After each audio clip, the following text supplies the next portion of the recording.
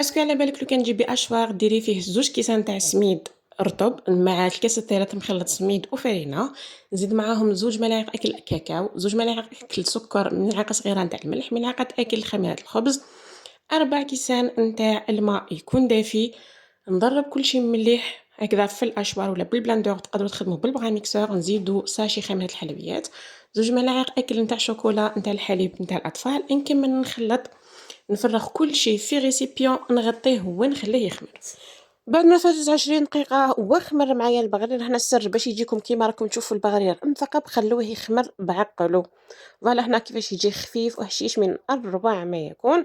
هنا بعد ما برد رافقته بالشوكولا. هنا درت شوكولا الطلي كيما راكم تشوفوا في بوش. درت كيف كيف كريمة نتاع البيستاش، وزدت معاهم كريمة البندق. فوالا هنا المرافقة واش يكون عندكم وواش تحبوا نتوما تزينوا البغرير نتاعكم.